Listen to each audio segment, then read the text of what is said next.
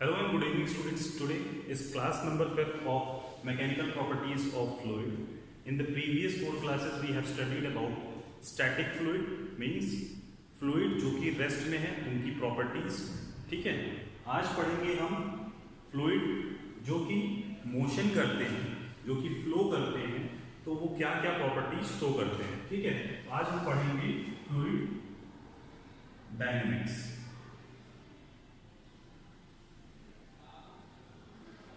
Means flowing fluid. तो इसमें जो हमें फ्लूइड के बारे में पढ़ना है वो है ideal flowing fluid. Ideal flowing fluid. ठीक है, अब आइडियल फ्लोइंग फ्लूइड 3 क्राइटेरिया को फॉलो करते हैं. जैसे कि मैंने बताया था स्टैटिक फ्लूइड के केस में 2 क्राइटेरिया थे. पहला क्या था? Incompressible.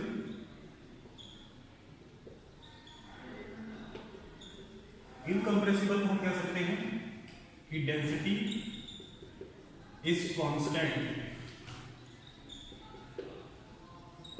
Through out. Okay, density हमेशा कांस्टेंट है. उसके बाद क्या पढ़ा था हमने? Non viscous.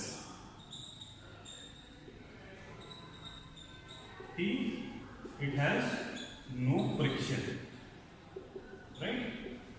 Viscous क्या है? Viscosity क्या है?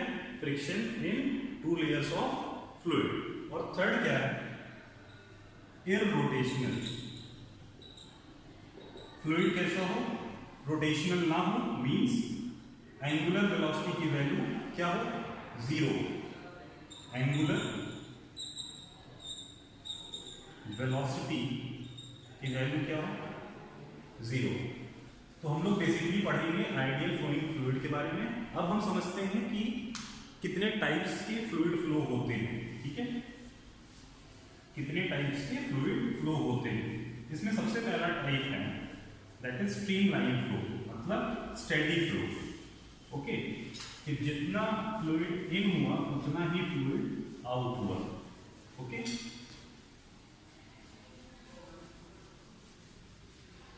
इसमें types of fluid flow. First type क्या है? स्टेडी फ्लो और स्ट्रीमलाइन फ्लो. ठीक है, सपोज कोई एक पाइप है जिसमें यहां का एरिया क्या है? A1 और यहां का एरिया क्या है? A2. आप देख पा रहे होंगे कि यहां का एरिया कम है और यहां का एरिया ज्यादा है. ठीक है, तो यहां पे वेलोसिटी क्या होगी? V1 मान लेते हैं, और यहां पे वेलोसिटी क्या होगी? V2. तो हमारे दिमाग में ये तो बात क्लियर है कि जब एरिया को हम डिक्रीज कर रहे हैं तो यहाँ पे जो वेलोसिटी होगी वो ज़्यादा होगी, और एरिया जब इंक्रीज कर रहा है तो यहाँ पे जो वेलोसिटी होगी वो कम होगी. और आपने प्रैक्टिकल लाइफ में भी सिचुएशन देखा होगा कि जब आपके ब्रदर्स एंड सिस्टर्स के ऊपर आपको पाइप से पानी फेंकना होता है तो आप क्या करते हो? पाइप को प्रेस कर देते हो. तो क्या होता है? स्पीड जो है पानी की ज़्यादा हो जाती है और उन तक पहुँच जाती है. ठीक है, तो जब एरिया हम कम करते हैं वेलोसिटी क्या करती है? इंक्रीज करती है. तो यहाँ पे हम मानते हैं कि एक पॉइंट है A जिसकी वेलोसिटी कितनी है? V1, और यहाँ पे एक पॉइंट है B जिस पे वेलोसिटी है V2. ओके, तो स्ट्रीमलाइन फ्लो की सिचुएशन क्या होती है कि जो भी मॉलिक्यूल यहाँ से एंटर किया मींस पॉइंट A से, ठीक है, उस सारे मॉलिक्यूल्स की वेलोसिटी कितनी होगी? V1. और जितने भी मॉलिक्यूल्स जो कि पीछे हैं यहाँ पे जो B से पास कर रहे हैं उनकी वेलोसिटी कितनी होगी? V2 होगी. ठीक है, तो लिखिए first property, at any point in space the velocity of fluid molecules remain constant. Means at any point in space the velocity of fluid molecules remain constant. Means यहाँ से जो भी molecules पास करेंगे पॉइंट A से उनकी velocity v1 होगी और यहाँ से जितने भी molecules पॉइंट B से पास करेंगे उनकी वेलोसिटी v2 होगी. ठीक है, ये बात होती है स्ट्रीमलाइन फ्लो की. इसी में दूसरा कंडीशन है any particle follows the path of previous molecule या फिर पार्टिकल.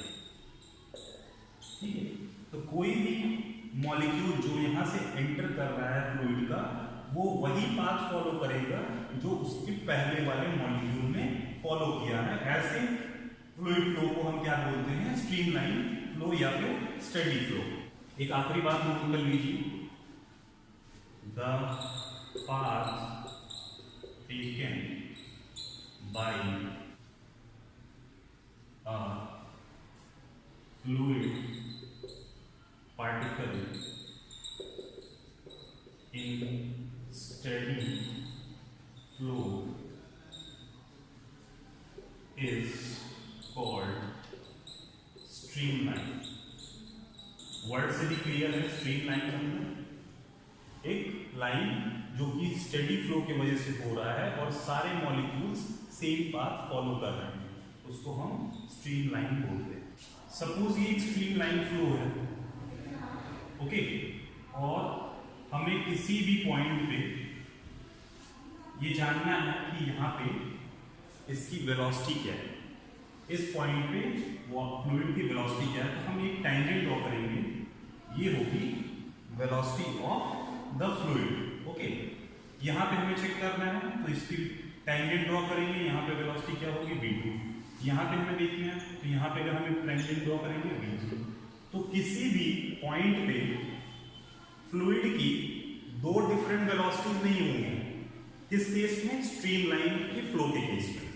ओके, तो ये बात क्लियर है. किसी भी पॉइंट पे अगर आपको वेलोसिटी पता करनी है स्ट्रीमलाइन फ्लो में तो आप क्या करेंगे?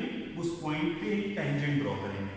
ओके, इसी में अगला क्वेश्चन अराइज करता है कि सपोज ये एक स्ट्रीमलाइन फ्लो है, ओके, और ये एक स्ट्रीमलाइन फ्लो है, तो क्या दो स्ट्रीमलाइन फ्लो इंटरसेक्ट कर सकते हैं एक ही पॉइंट पे?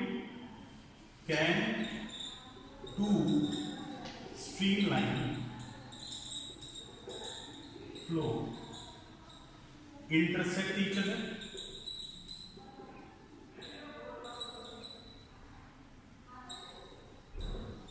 तो आंसर देखते हैं.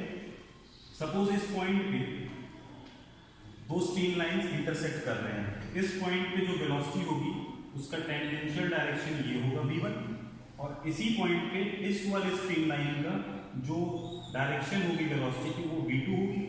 और हमें पता है कि क्या कि स्ट्रीमलाइन फ्लो में कभी भी दो डिफरेंट डायरेक्शन नहीं हो सकते हैं एक पॉइंट पे. ओके, सो ये सिचुएशन कभी भी पॉसिबल नहीं है कि दो स्ट्रीमलाइंस इंटरसेक्ट करें और उसके बाद भी स्ट्रीमलाइन फ्लो मेंटेन रहे. स्ट्रीमलाइन फ्लो में हमें जो अगला टॉपिक पढ़ना है that is equation of continuity.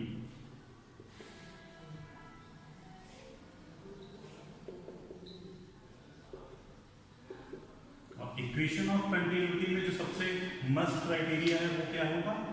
Ideal fluid flow. ठीक है, साथ ही में कैसा फ्लो होना चाहिए? स्ट्रीमलाइन. ओके, तो इस बात को समझने के लिए हम क्या करते हैं, एक पाइप बनाते हैं. ठीक है, इसका ये इनिशियल एंड A1 एरिया और इसका A2 एरिया. देन यहाँ पे जो वेलोसिटी इन है दैट इज v1 और यहाँ पे जो वेलोसिटी आउट है that is v2. So the equation of continuity says that a1 v1 is equal to a2 v2. इसका मतलब क्या है? Area into velocity is a constant value. मतलब जितना volume of water v1 velocity से इस a1 area में enter किया उतना ही volume of water v2 velocity से एरिया a2 से एग्जिट किया, ठीक है। तो area into velocity is a constant value, और हम क्या कह सकते हैं, velocity is inversely proportional to area. और ऐसे भी समझ सकते हैं कि एरिया अगर इंक्रीज करेगा तो वेलोसिटी डिक्रीज करेगा, और एरिया अगर डिक्रीज करता है तो वेलोसिटी इंक्रीज करता है, from the equation of continuity. अच्छा, इसी चीज को हम और ऐसे लिखते हैं, volume rate of flow is equal to volume of fluid flown in 1 second, that is equal to area into velocity. Now let us see the derivation of equation of continuity. ये डेरिवेशन कर रहे हैं हम, जो हमने equation अभी पहले लिखी थी। तो मानते हैं यहाँ से जो लिक्विड फ्लो हो रहा है, ठीक है, v1 वेलोसिटी से थ्रू एरिया a1, तो इन डेल्टा टी टाइम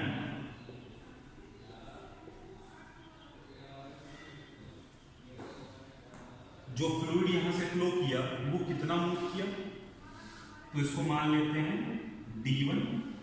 तो d1 की वैल्यू कितनी होगी, यहां से फ्लूइड जो है v1 वेलोसिटी से एंटर किया, तो जो उसका डिस्प्लेसमेंट होगा वो कितना होगा, v1 into delta T. Clear है ये बात। अब अगर मैं ये पूछूं कि कितना volume of fluid that entered through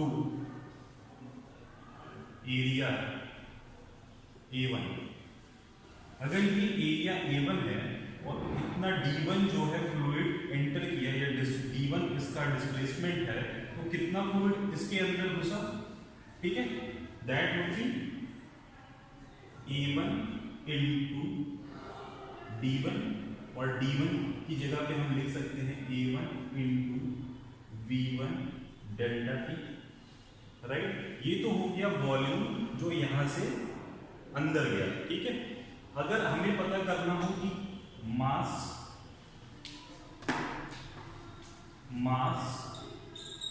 of fluid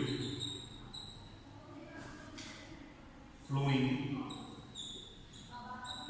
तो जो फ्लूइड यहां से एंटर हुआ उसका मास कितना होगा, अगर इसी फ्लूइड की डेंसिटी हम रो मान, तो मास क्या होता है, डेंसिटी इनटू वॉल्यूम। तो इसका डेंसिटी कितना है रो, और वॉल्यूम हमने अभी ऊपर निकाला, तो वो कितना है A1 into V1 delta T, ठीक है।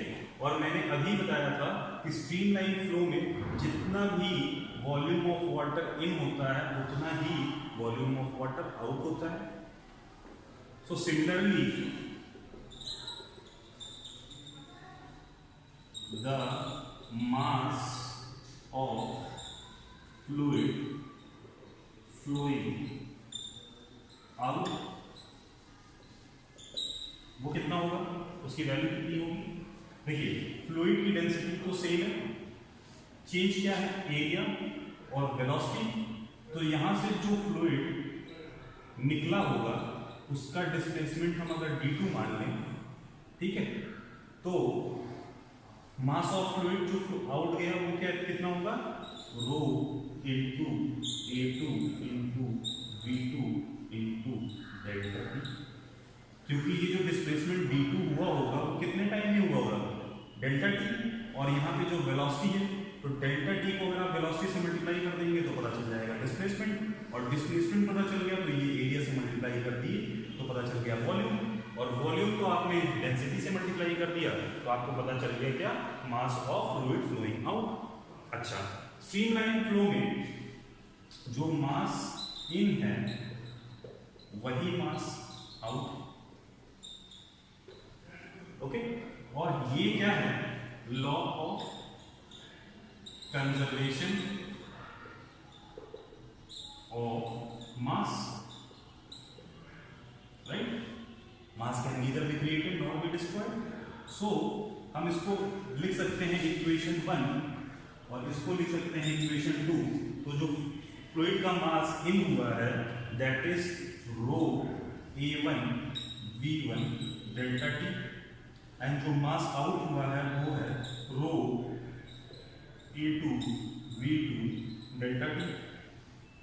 यहाँ पे rho and rho is common and delta T is common, so we can say that A1 V1 is equal to A2 V2, और यही इक्वेशन मैंने स्टार्टिंग में लिखी थी जो कि इक्वेशन ऑफ कंटिन्यूटी है. ओके स्टूडेंट्स, सो अगली क्लास में हम लोग पढ़ेंगे बर्नौलीज थ्योरम.